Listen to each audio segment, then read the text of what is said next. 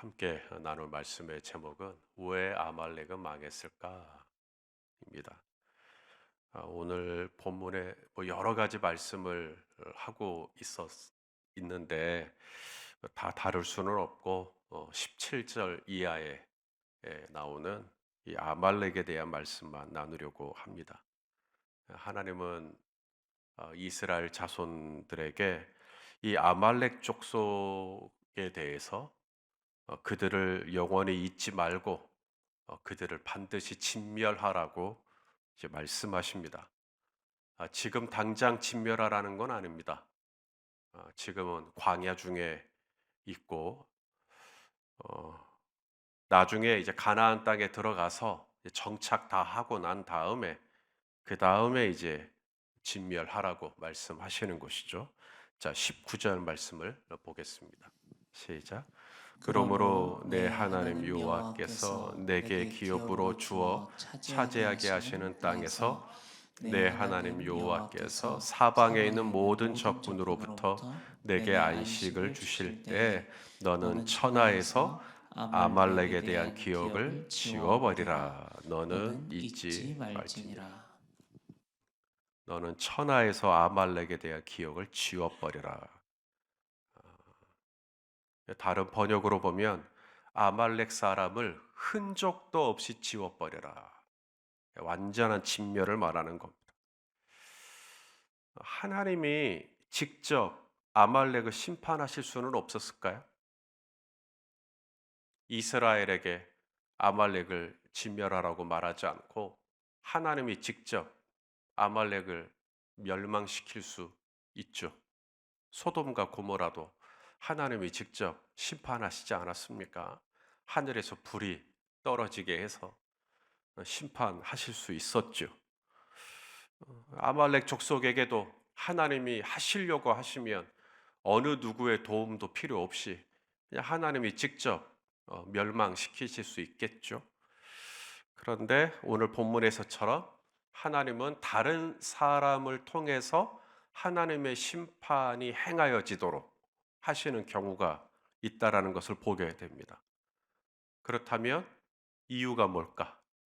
하나님이 직접 하실 수 있는 것인데 왜 하나님은 이스라엘에게 가나안 땅에 들어가고 난 다음에 사방으로부터 적국으로부터 평안해졌을 때 이제 그만큼 이제 나라가 강병해졌을 때 강해졌을 때 평안해졌을 때 그때 이 아말렉을 지워버려라. 왜 하나님은 이스라엘에게 그렇게 하라고 했을까?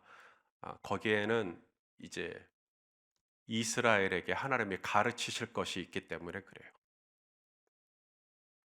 이스라엘이 아말렉을 진멸함으로 말미암아 이스라엘이 꼭 배워야 할 것이 있어요. 그것은 이제 아말렉이 이렇게 멸망을 받을 수밖에 없는 이유. 자, 오늘 본문에 이 아말렉이 멸망을 받을 수밖에 없는 이유를 이렇게 설명합니다. 자, 우리 17절, 18절 같이 읽겠습니다. 시작. 너희는 너희는 애굽에서 애굽에서 나오는 나오는 길에 길에 아말렉이 아말렉이 내게 내게 행한 행한 일을 일을 기억하라. 기억하라.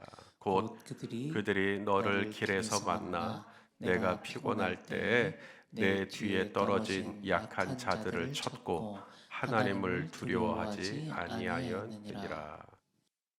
자, 아말렉이 한 일이 뭔가 바로 이스라엘이 출애굽을 하고 이제 가나안까지 가는 여정, 이제 광야를 지나가잖아요. 이 광야를 지나갈 때 하루 종일 이제 걷는 거 아닙니까? 얼마나 피곤해요, 사람이 하루 종일 걸으면. 그런데 이 뒤에 처진 사람들이 있단 말이에요. 뒤에 떨어진 사람들. 이게 건강하고 체력이 아직 남아 있고 걸을 수 있는 사람은 계속 앞으로 걷겠죠. 하지만 모든 사람이 그렇게 앞으로 걸을 수는 없잖아요.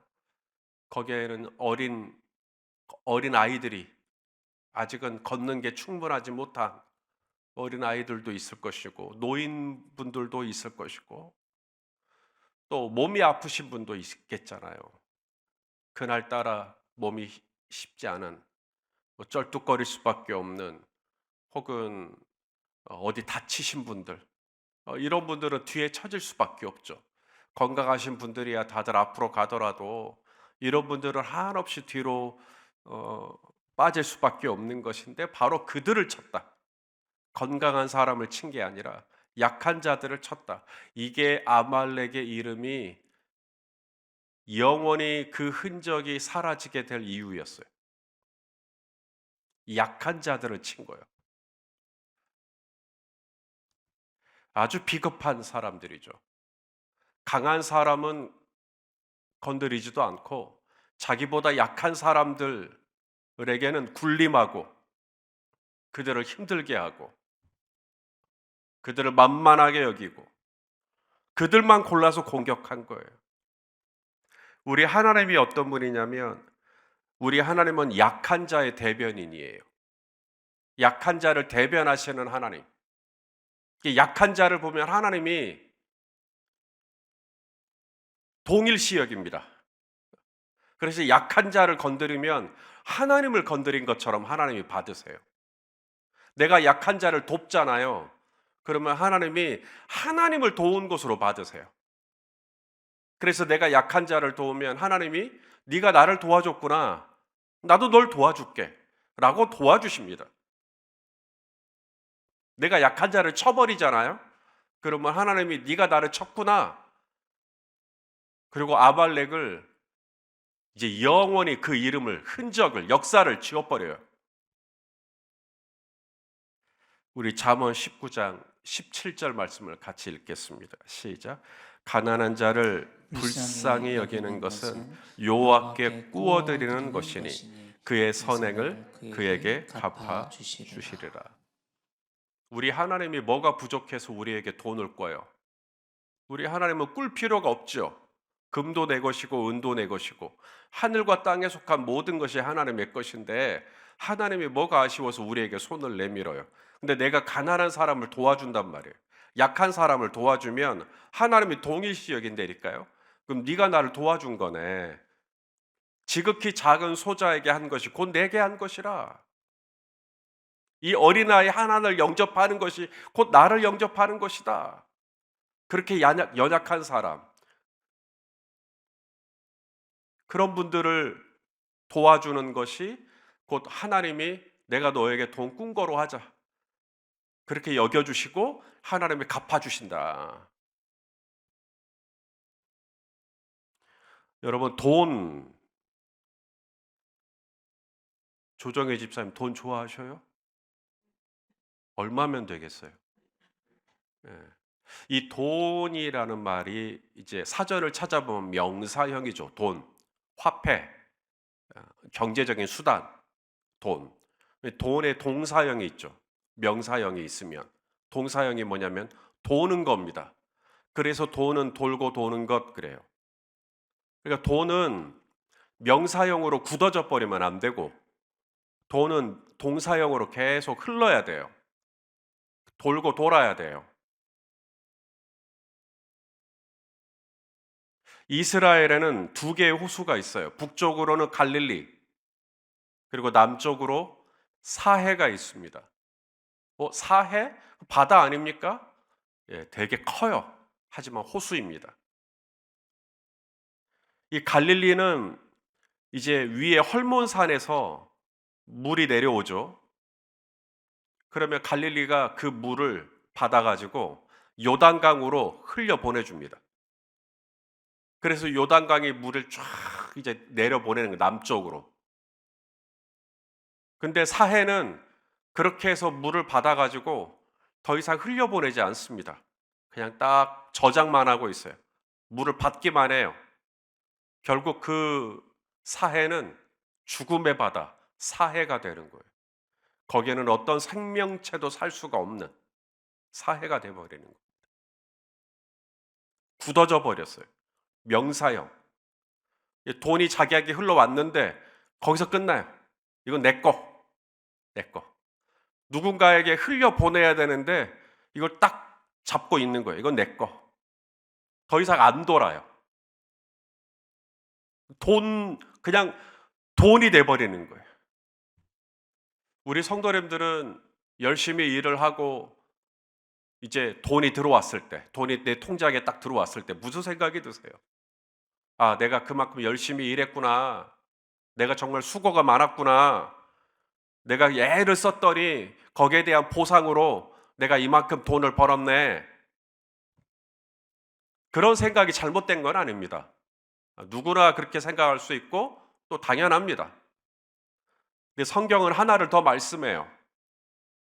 내게 어떤 수입이 생겼을 때 헐몬산으로부터 이 갈릴리 호수가 아무런 대가 없이 돈을 받았을 때, 흘려왔을 때, 물이 왔을 때 그 물을, 그 돈을 이제 어떻게 생각하느냐 하는 거죠. 나에게 돈이 왔네, 나에게 물이 들어왔네 라고 했을 때, 자, 신명기 말씀을 읽어보죠. 신명기 8장 17절 18절입니다. 시작. 그러나 내가 마음에 이르기를 내 능력과 내 손의 힘으로 내가 이 재물을 얻었다 말할 것이라. 내 하나님 여호와를 기억하라. 그가 내게 재물 얻을 능력을 주셨음이라. 내 능력과 내 손의 힘으로 내가 이걸 받았다라고 여기기만 하면 안 되고, 하나님이 나에게 은혜를 주신 거예요. 내가 오늘도 일어날 수 있는 은혜, 오늘도 내가 직장에 출근할 수 있는 건강을 주신 은혜, 직장에 출근할 때 뭐 차가 있으면 차를 주신 은혜, 혹은 뭐 버스를 타고 가면 이런 공공버스를 주신 은혜, 밥을 먹으면 밥이 입 안에서 넘어가는 은혜, 잠을 자면 잠을 잘 수 있는 은혜, 이게 다 은혜죠. 그러므로 헐몬산에서 받은 이 생수를 나 혼자만 이제 명사형으로 가둬버리면 이제 갈릴리는 사해가 되는 겁니다. 근데 갈릴리는 가둬버리지 않고 돌고 도는 게 돈이라고 그 다음 흘려보내요. 요단강을 통해서 흘려보내. 그러면 갈릴리는 계속해서 물이 맑아지는 겁니다. 하나님은 네가 요단강을 통해 흘려보내네? 그럼 내가 또 줄게 하고 헐몬산에서 또 계속 부어주시는 거죠. 그러면 요단강은 계속 물이 채워지는 겁니다. 그래서 요단강에는 수많은 생명이 살아요. 고기가 살아요. 사람들을 먹여 살려요. 이게 원리예요. 아말렉이 왜 망하나? 아말렉은 망하지 않을 수 있었죠. 오늘 본문에도 보면 하나님은 지금 당장 아말렉을 죽이라는 거 아니에요. 나중에 가나안 정착하자마자 또 죽이라는 것도 아니에요. 정착하고 사방 적국으로부터 평안해졌을 때, 그때가 언제냐? 그래서 나중에 이제 하나님이 이스라엘에게 아말렉을 진멸하라고 하는 첫 번째 명령을 받은 사람이 사울 왕입니다. 그러면 이 신명기에 있던 말씀이 사울 왕에게 이루어졌다? 이 역사적인 시간이 400년 이상 차이가 납니다. 그러면 400년 동안 아말렉은 기회가 있었던 거죠. 회개할 수 있는 기회예요. 하나님께 돌이킬 수 있는 기회예요. 그때는 내가 약한 자를 쳤지만 언제라도 그 죄를 회개하고 하나님께 그 마음을 겸비하면 하나님 또 용서해 주실 수 있죠. 하지만 아말렉은 끝까지 그 마음을 완악하게 가지고 가죠. 물론 사울 왕은 실패합니다. 아말렉을 진멸하는 걸. 그래서 하나님은 그 다음 다윗 왕 때의 아말렉을 흔적도 없이 지워버리시죠.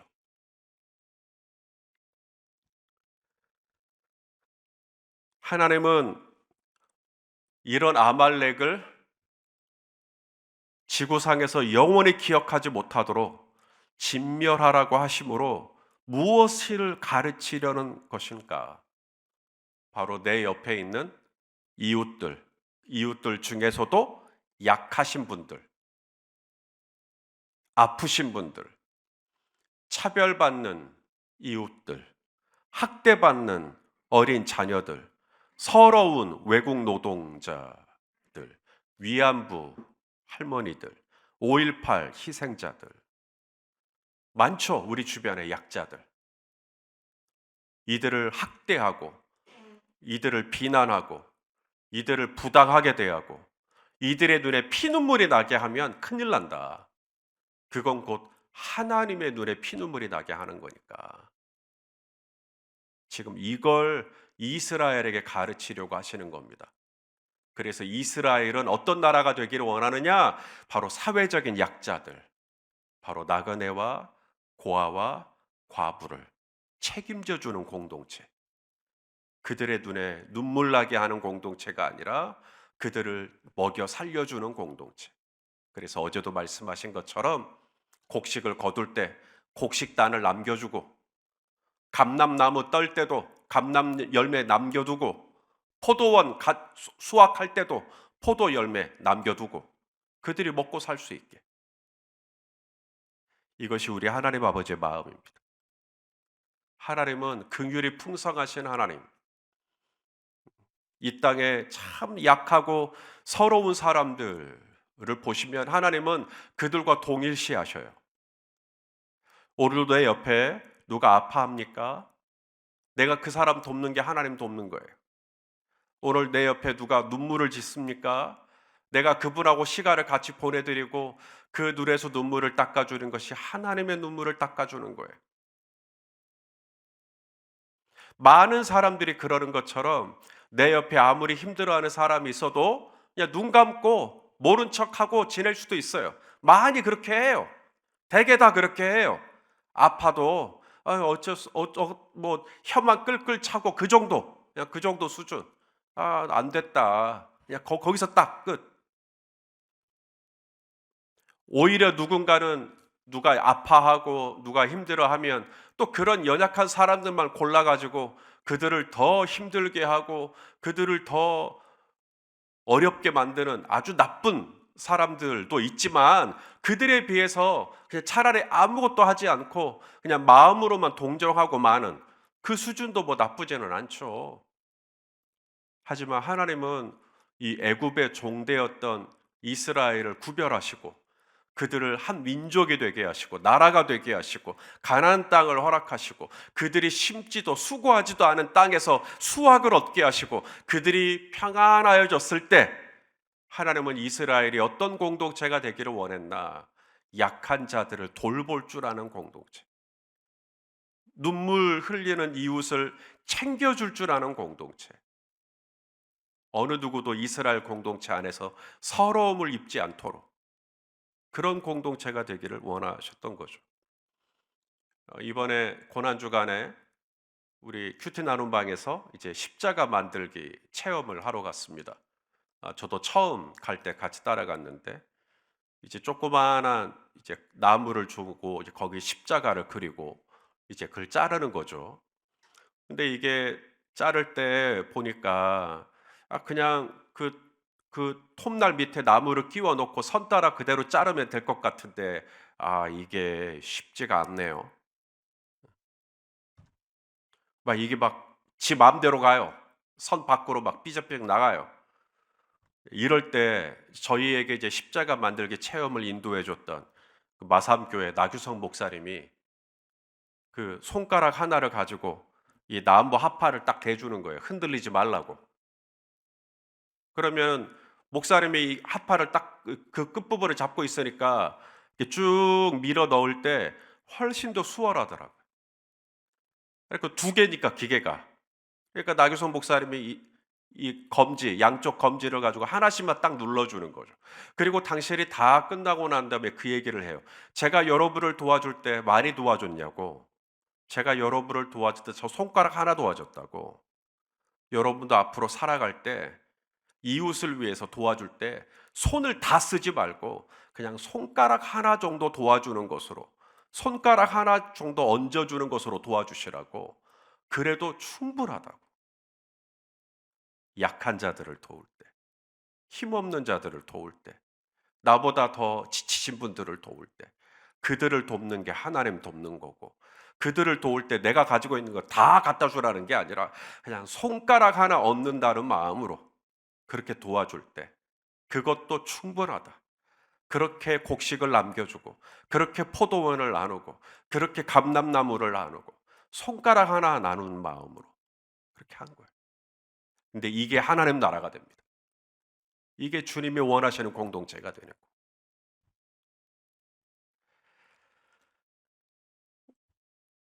갈릴리 호수처럼 하나님이 은혜로 주신 이 생수를 받아서 나도 흘려보내자. 손가락 하나 흘려보내는 마음으로 요단강을 향해 흘려보내서 끊임없이 생명이 차고 넘치는 그런 삶을 살 것인가? 아이고야, 이건 내 손과 내 힘의 능력으로 얻은 거다 하고 나중에는 돈이 다 거기서 썩어 나가요. 사해가 되게 할 것인가?